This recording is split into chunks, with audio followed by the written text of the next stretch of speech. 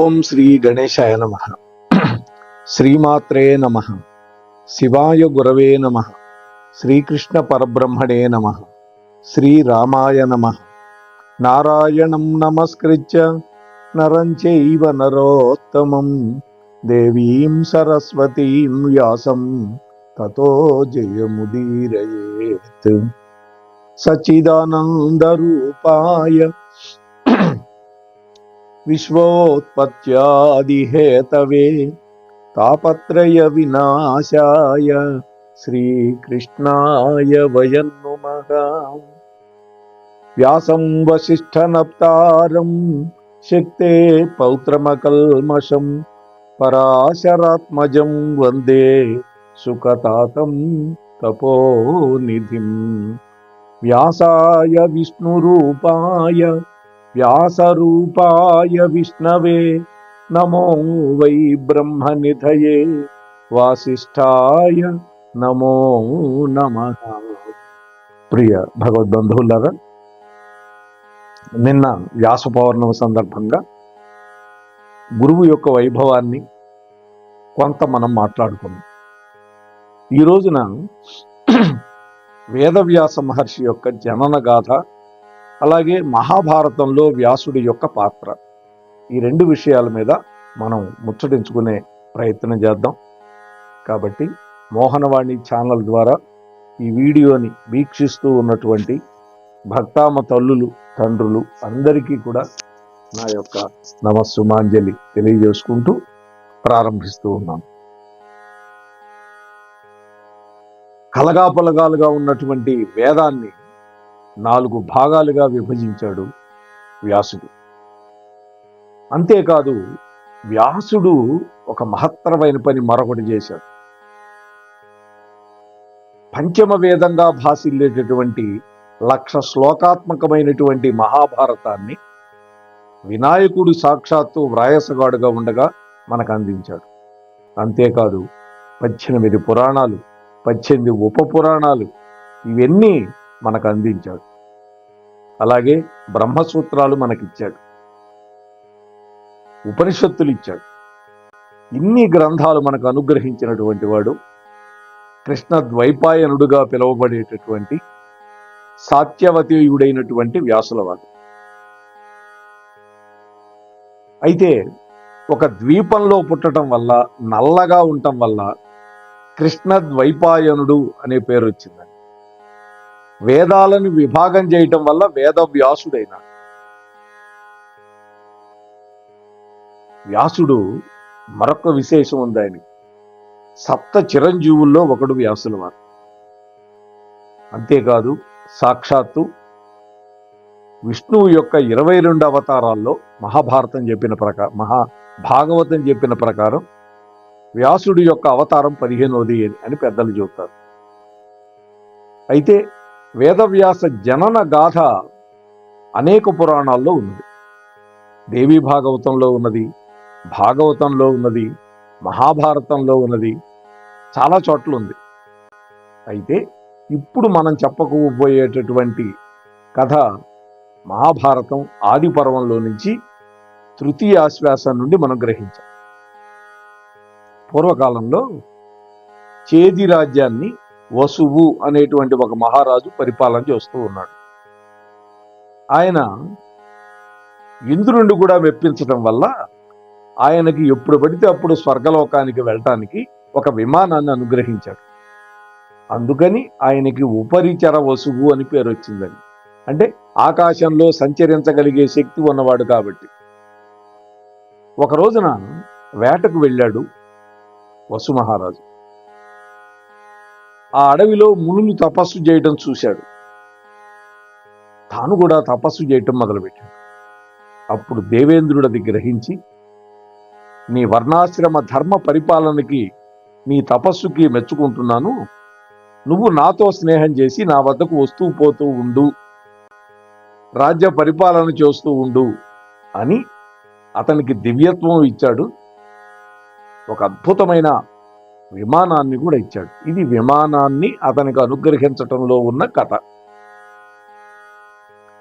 అంతేకాదు, ఎటువంటి ఆయుధాలు తాకలేనటువంటి, వాడిపోనటువంటి, పద్మాలు కలిగినటువంటి ఒక మాలని ఇచ్చాడు దేవేంద్రుడు. దుష్ట శిక్షణకి, శిష్ట రక్షణకి సమర్థమైనటువంటి ఆయుధాలన్నీ ఇచ్చాడు.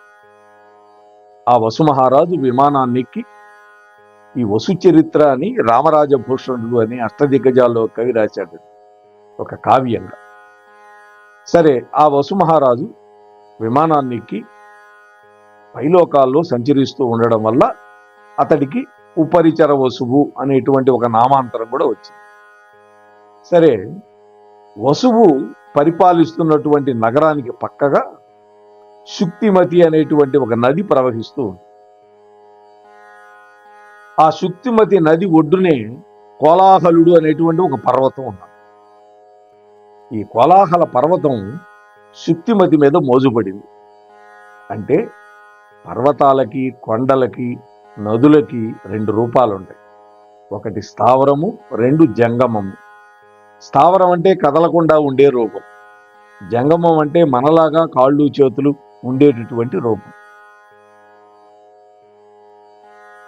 అలా శుక్తిమతి మీద మోజుపడ్డాడు. ఒకానొక రోజు, ఆ రోజుల్లో పర్వతాలకి రెక్కలు ఉండుంటాయి అతనికి, ఆ నదికి అడ్డగించాడు. అప్పుడు ఆ ఉపరిచర వసువు ఆ దృశ్యాన్ని చూసి ఆ పర్వతాన్ని తన కాలితోటి ఒక తన్నుదన్ని తొలగించాడు. శుక్తిమతికి కోలాహలుడికి మధ్య జరిగినటువంటి సంపర్కం వల్ల గిరిక అనేటువంటి ఒక కూతురు, వసుపదుడు అనేటువంటి కుమారుడు పుట్టుకొచ్చారు. శుక్తిమతి నదికి ఇద్దరు పిల్లలు పుట్టారు, ఒక అమ్మాయి, ఒక అబ్బాయి. అమ్మాయి పేరు గిరిక. ఎందుకని? గిరికి పుట్టింది కాబట్టి గిరిక. వసుపదుడు అనేటువంటి కుమారుడు పుట్టాడు. ఆ శుక్తిమతి నది ఆ పిల్లలిద్దరిని వసు మహారాజు కానుగ్గా సమర్పించింది. వసువు ఆ పుట్టడంతోనే పెద్దదైపోయింది. గిరిక యవ్వనవతురాలైపోయింది, వివాహం చేసుకున్నాడు. అలాగే ఆ వసుపదుడిని తన యొక్క సర్వసైన్యాధిపతిగా చేసుకున్నాడు. ఒకరోజు వసు మహారాజు వేటకు వెళ్ళాడు. ఆ వేటకు వెళ్ళిన సందర్భంలో ఆయనకి తన భార్య అయినటువంటి గిరిక గుర్తొచ్చింది.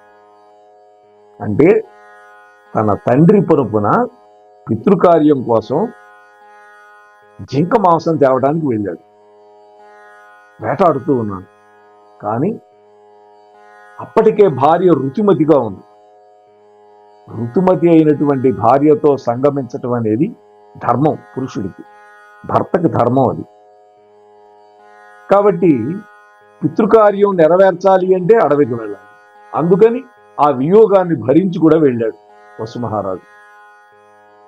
అయితే వెళ్ళాడే కానీ ఆయనకి తన భార్య గిరికి జ్ఞాపక రావడం వల్ల రేతస్సు పతనమైంది. అమోఘమైన రేతస్సు కదా, మహానుభావుడు కదా, గొప్ప తపస్సంపన్నుడు, దేవేంద్రుడు యొక్క మెప్పును పొందినవాడు కదా. ఆ పడిన రేతస్సుని ఒక ఆకు దొన్నెలో పెట్టి ఆ దొన్నెని తన పెంపుడు డేగకిచ్చి తన భార్యకి పంపించాడు. ఆ డేగ ఆ దొన్నెను ముక్కున గరుచుకొని పోతూ ఉన్నది ఎగురుతూ ఆకాశంలో. ఇది మరొక డేగ చూసింది. ఆ వీర్యం అద్భుతంగా మెరుస్తూ ఉన్నది. అంటే అదేదో మాంసఖండం అనుకున్నది. మరొక డేగ తినే పదార్థం అని ఆలోచించి వచ్చి ఆ డేగతో పోట్లాడింది. అప్పుడు వాటిద్దరి మధ్య పోరాటం వల్ల ఆ రేతస్సు కాస్త యమునా నదిలో పడిపోయింది. అప్పుడు యమున మీద ఎగురుతూ ఉందన్నమాట. పూర్వం బ్రహ్మదేవుడి శాపం వల్ల అద్రిక అనేటువంటి ఒక అప్సరకాంత యమునా నదిలో ఒక చేపగా మారి తిరుగుతూ ఉన్నది. ఆ యమునా నదిలో ఉన్నటువంటి ఆ చేప ఆ పైనుంచి ఈ పక్షుల యొక్క పోరాటం వల్ల కింద పడ్డటువంటి ఆ రేతస్సుని భక్షించింది. చూడండి ఎంత విచిత్రంగా ఉంటాయో. ఆ భక్షించడం వల్ల అది గర్భం ధరించింది. 10 నెలలు నిండిన తర్వాత ఒకరోజు బెస్త వాళ్ళు చేపలు పడుతూ ఉంటే ఈ చేప వలలో చిక్కింది. వాళ్ళు దాని కడుపును చీల్చారు. అందులో ఒక కొడుకు ఒక కూతురు, అంటే ఒక అమ్మాయి ఒక అబ్బాయి కనపడ్డారు. వాళ్ళు భద్రంగా తెచ్చి దాసిరాజుకు అప్పగించారు. ఇక్కడ మహత్తరమైనవి ఏవి దొరికినా కూడా రాజుకు సమర్పించాలి అని ఒక శాస్త్రం అని. అందుకని చేపల రాజు ఎవరు? దాసిరాజు. మత్స్యకారులందరికీ ఆయనకి సమర్పించారు. అయితే ఎప్పుడైతే ఈ పిల్లలిద్దరినీ కన్నదో ఆ అద్రిక అనేటువంటి అప్సరకి శాప విమోచనం తీరిపోతుందని బ్రహ్మ చెప్పాడు. ఆ విధంగా మత్స్యం ఎప్పుడైతే గర్భం చేల్చబడిందో ఒక దివ్య వనితగా మారి లోకానికి, దేవలోకానికి వెళ్ళిపోయింది, దేవేంద్ర లోకానికి. ఆ మగబిడ్డడు పెద్దవాడై ఆ రాజ్యానికి రాజు అయ్యాడు. ఏది? ఆ దాశరాజుకు సంబంధించిన ఆ బాలిక మత్స్యగంధి అనే పేరుతో పెరిగి పెద్దదైంది.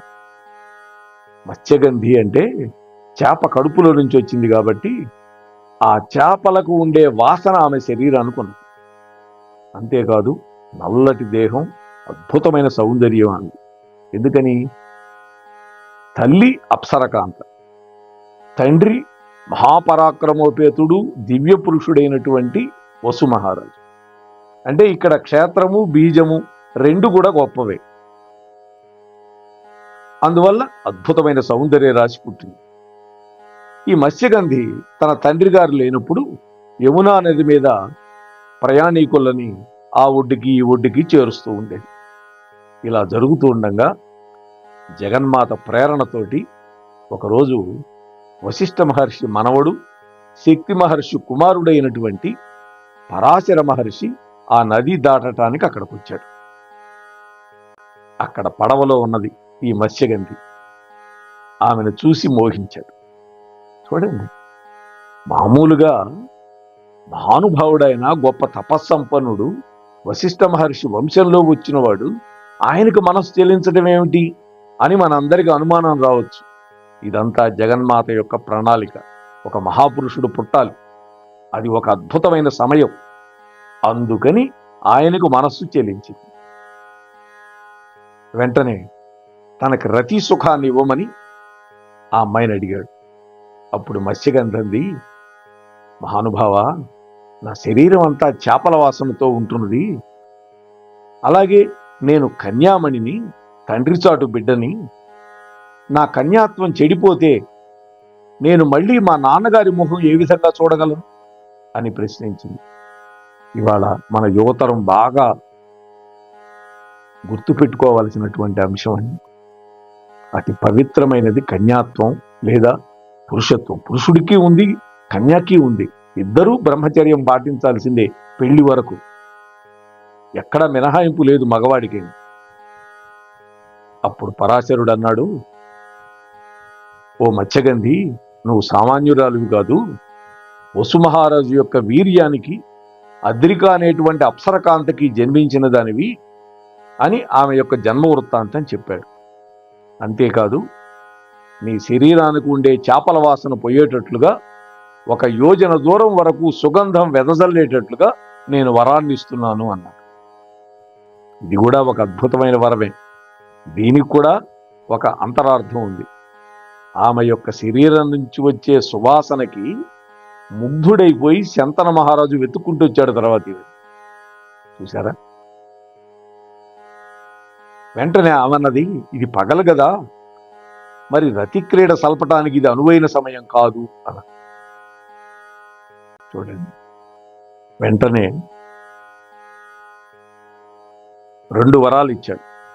ఒకటి, కన్యాత్వం చెడదు. రెండోది, ఇప్పుడు చీకటైపోతుంది, ఇక నుంచి నీకు యోజనగంధి అనే పేరు స్థిరపడుతుంది. అలాగే సత్యవతి అనే పేరు కూడా ఉన్నదంట. వరం ఇచ్చాడు.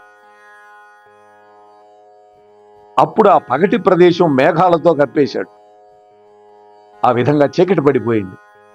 ఆ విధంగా రతిక్రీడ జరపగానే సజ్జోగర్భంలో ఒక తేజోవంతుడైనటువంటి ఒక పుత్రుడు పుట్టాడు.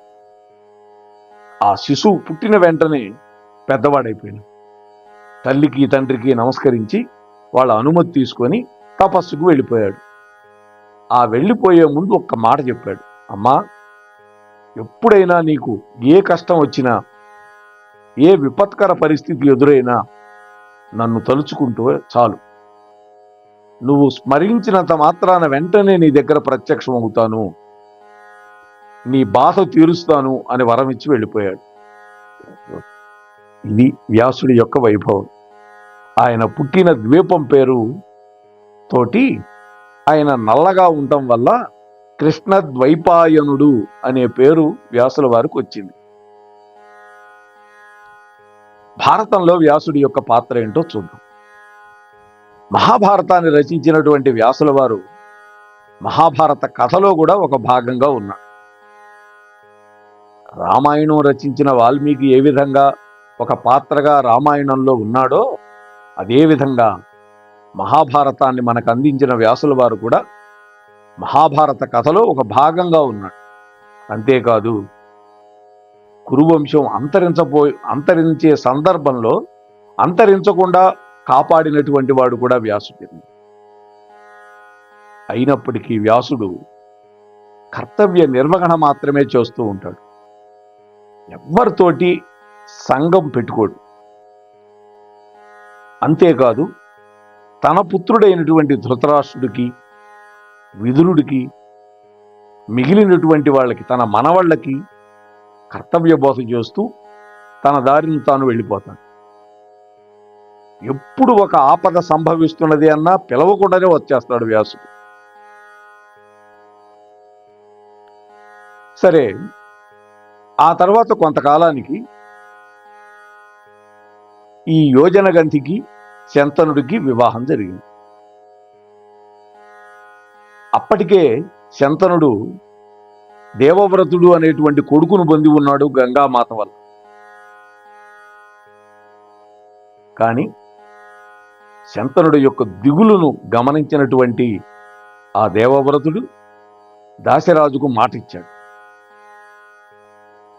మా పినతల్లికి పుట్టబోయే కొడుకే రాజవుతాడు, అంతేకాదు నా సంతానం వల్ల కూడా వాళ్ళకి ఇబ్బంది లేకుండా నేను ఆజన్మాంతరం బ్రహ్మచర్య వ్రతం పాటిస్తాను అన్నాడండి. చూసారా? అంటే తండ్రి కోసం త్యాగం చేసిన మహాపురుషుడు భీష్ముడైనాడు. అందుకనే వివాహం అప్పుడు దాశరాజు విధించినటువంటి షరతుల వల్ల భీష్ముడు ఆమరణాంతం బ్రహ్మచర్య వ్రతాన్ని అవలంబిస్తానని ప్రతిజ్ఞ చేశాడు. ఆయన చేసిన ప్రతిజ్ఞ భీషణమైనది కాబట్టి భీష్ముడు అని పేరు వచ్చింది. ఆకాశం నుంచి దేవతలు భీష్మ భీష్మ భీష్మ అన్నారు. అంతేకాదు, శంతనుడు ఒక వరం ఇచ్చాడు భీష్ముడికి. కొడుకు చేసిన త్యాగానికి ముగ్ధుడైపోయింది. నీకు స్వచ్ఛంద మరణము అనేటువంటి వరం ఇస్తున్నాను, అంతేకాదు యుద్ధంలో నీకు అపజయం ఉండదు అని. ఇది 2 వరాలు ఇచ్చారు. మనం స్వచ్ఛంద మరణం గురించే చెప్పుకుంటాం, యుద్ధంలో అపజయం లేదన్నా. అందుకనే పరశురాముడు అంతటి వాడితోటి యుద్ధం చేసి ఓడిపోలా. సరే, శంతనుడి యొక్క మరణం తర్వాత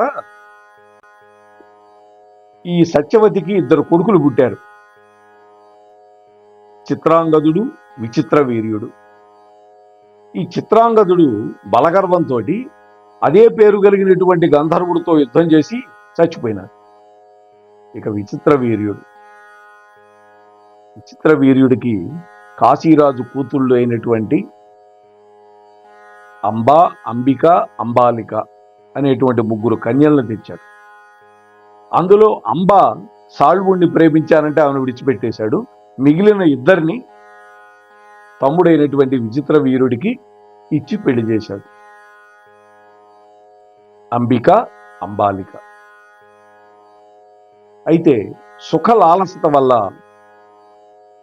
క్షయవ్యాధికి గురై విచిత్ర వీరుడు అకాల మరణం చెందాడు. ఇప్పుడు సంకటం ఏర్పడింది. అంటే భరతవంశం వారసులు లేక సతమతమైనటువంటి తరుణంలో సత్యవతీదేవి భరతవంశ పునరుద్ధరణ కోసం తన పుత్రుడైనటువంటి వ్యాసుడిని మననం చేసుకుంది. వెంటనే వ్యాసుడు ప్రత్యక్షమయ్యాడు. నాయన కుమార, భరతవంశాన్ని నిలబెట్టే బాధ్యత నీదేను అన్న. దీన్ని దేవర న్యాయము అంటారు. అంటే ఆ ఇంటి కోడళ్ళకి భర్త వల్ల గనక సంతానం కలక్కపోతే బావగారి వల్ల సంతానం పొందొచ్చు. కేవలం సంతానం వరకు మాత్రమేనండి, తర్వాత సంబంధం కొనసాగించడానికి లేదు. దీనిని దేవర న్యాయము అంటారు. ఆమె ముందుగా భీష్ముడిని అడిగింది, కానీ తండ్రికి ఇచ్చిన మాట తప్పను అని ఆయన అన్న తర్వాతనే వ్యాసుణ్ణి పిలిపించింది. భరతవంశాన్ని నిలబెట్టమని వ్యాసుణ్ణి ఆదేశించింది. అప్పుడు తల్లి ఆదేశాన్ని అనుసరించి వ్యాసుల వారు అంబికకి ధృతరాష్ట్రుణ్ణి, అంబాలికకి పాండురాజుని, దాసికి విదురుణ్ణి ప్రసాదించి మళ్ళీ వెళ్ళిపోయాడు. ఆ తరువాత వ్యాసుడు గాంధారీదేవికి గర్భస్రావం సమయంలో మళ్ళీ వచ్చాడు. అంటే కుంతీదేవి ఎప్పుడైతే యమధర్మరాజు యొక్క అంశతోటి ధర్మరాజుని కన్నదో అంతకు ముందే కడుపుతో ఉన్నటువంటి ఈమెకి మాత్సర్యం అడ్డు వచ్చింది. అంటే రాజ్యానికి అధిపతి ధర్మరాజు అవుతాడు, పెద్దవాడు కదా. అందువల్ల ఈమె గర్భ తాడనం చేసుకుంది. అందులో సొరకాయ పిండం బయటపడింది. అప్పుడు ఈ వ్యాసుడు వచ్చాడు. ఆ గాంధారికి పుట్టినటువంటి మృతపిండాన్ని 100 ముక్కలు చేశాడు. ఆమె వెంటనే నాకు ఆడపిల్ల కూడా కావాలంటే 101 ముక్కలు చేసి 101 నేతికొండల్లో పెట్టి వాటిని పరిరక్షించే విధానాన్ని కూడా చెప్పి మళ్ళీ తన దారిని తాను వెళ్ళిపోయాడు. ఆ తరువాత దుర్యోధనుడితో పాటు 99 మంది పుట్టుకొచ్చారు ఆ కుండలలో నుంచి. భీముడు పుట్టినరోజే దుర్యోధనుడు కూడా పుట్టాడు. ఇద్దరు గంటల తేడాని అంతే. ఆ తర్వాత చిట్ట చివర దుస్సల అనేటువంటి ఒక అమ్మాయి కూడా పుట్టింది. ఆ దుస్సలనే జయద్రథుడు అనే వాడికి ఇచ్చి పెళ్లి చేశారు. వాడికి పేరే సైంధవుడు. సింధు దేశానికి అధిపతి కాబట్టి వాడికి సైంధవుడు అని పేరండి. ఈ దుర్యోధనుడు మొదటి నుంచి మాత్సర్యం కలిగినటువంటి వాడు, దురభిమానం కలిగిన వాడు. ఎప్పుడైతే పాండురాజు మరణించాడో కుంతీదేవి తన బిడ్డల్ని వెంట పెట్టుకొని హస్తినాపురానికి వచ్చింది. ఆ వచ్చినప్పటి నుంచి వాళ్ళకి వీళ్ళకి పొసగటంలో భీముడి మీద 3 సార్లు హత్యా ప్రయత్నం జరిపించాడు దుర్యోధనుడు. ఆ తర్వాత తన తల్లికి కురువంశంలో రానున్నటువంటి అనేక దుష్పరిణామాలు సూచించాడు వ్యాసుల వారు. ఇవన్నీ చూశాడు. ఆమె కూడా సత్యవతీదేవి కూడా చూస్తూ ఉన్నది ఈ దుర్యోధనుడు చేసే దుష్కార్యాలన్నీ. ఒకరోజు సత్యవతీదేవి దగ్గరకు వచ్చాడు వ్యాసుల వారు. అమ్మా, రానున్నది భయంకరమైనటువంటి గడ్డుకాలం, అవన్నీ చూస్తూ నువ్వు తట్టుకోలేవు. అందువల్ల నీ కోడళ్ళిద్దరిని వెంట పెట్టుకొని అరణ్యానికి వెళ్ళిపో, తపస్సు చేయి, దేహాన్ని చాలించు అని సలహా ఇచ్చాడు. అంటే అప్పుడు ఆ మాట చెప్పి వెళ్ళిపోయినాడు.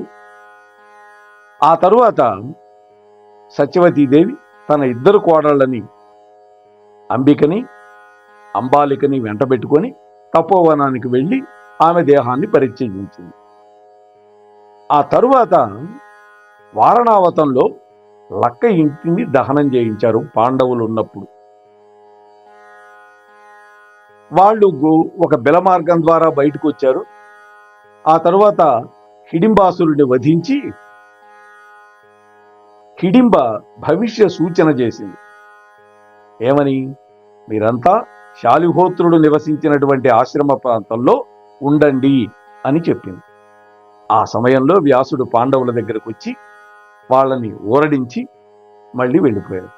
అంతేకాదు ఆ సందర్భంలో ఆ శాలిహోత్ర మహర్షి యొక్క ఆశ్రమ మాహత్యం కూడా చెప్పి అక్కడ సరస్సులో జలము తాగినటువంటి వాళ్ళకి ఆకలి దప్పిక రెండూ ఉండవని చెప్పాడు.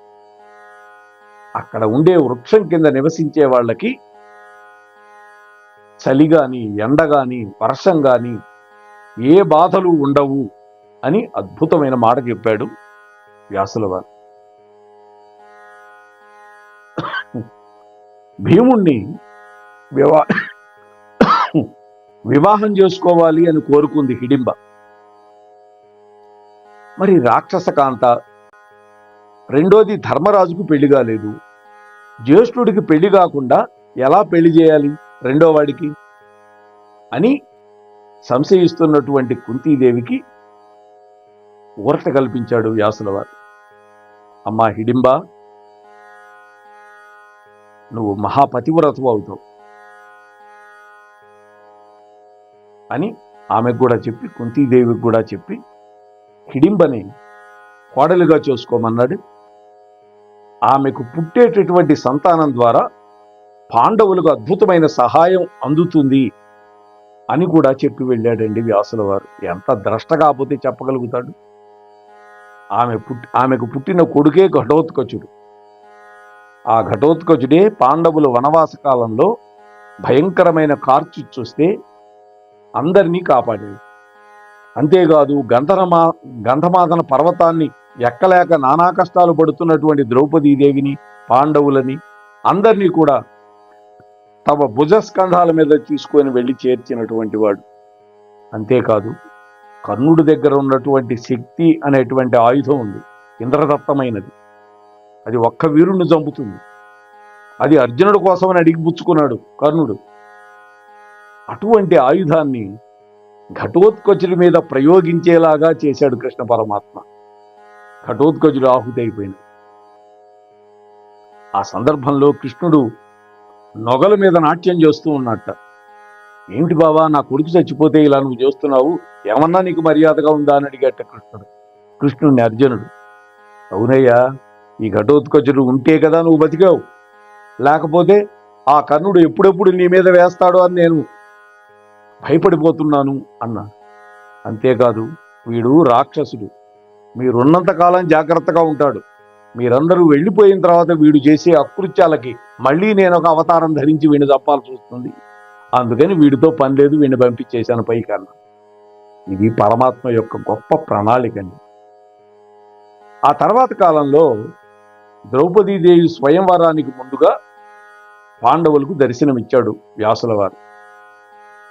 వాళ్ళకి ద్రౌపదీదేవి యొక్క పూర్వజన్మ వృత్తాంతం చెప్పాడు. స్వయంవరానికి వెళ్ళమని, వాళ్ళకి శుభం కలుగుతుందని చెప్పాడు. ఆ ద్రౌపదికి 5 భర్తలు అవుతారు అనేటువంటి విషయం కూడా ముందుగానే చెప్పి అంతర్ధానం అయిపోయినాడు వ్యాసుల వారు. అంతేకాదండి, మహాభారత సంగ్రామం అంతా కూడా వీక్షించగలిగేటటువంటి శక్తిని సంజయుడికి ప్రసాదించిన వాడు కూడా వ్యాసుల వారే. అటువంటి మహత్తరమైనటువంటి వ్యాసుడు మహాభారతంలో అనన్య సామాన్యమైనటువంటి పాత్ర పోషించారు. అచ్చంగా వారి గురించి చెప్పాలంటే ఒక 10 ఎపిసోడ్లైనా మనం చెప్తే తప్ప తరగనంత చరిత్ర కలిగిన వాడు వ్యాసుల వారు. అటువంటి వేదవ్యాసుడు మన అందరికీ జగద్గురువై, మన అందరికీ కావలసినటువంటి పురాణాలు, మహాభారతం పంచమ వేదమైనటువంటిది, బ్రహ్మసూత్రాలు ఇవన్నీ అందించి మన అందరినీ ఉద్ధరించారు. అటువంటి వేదవ్యాస మహర్షి యొక్క జీవితం ఎంతో గొప్పది. అటువంటి మహాత్ముడి గురించి చెప్పుకోగలగటం మన యొక్క అదృష్టంగా నేను భావిస్తూ ముగిస్తూ ఉన్నాను. స్వస్తి సర్వేషాం.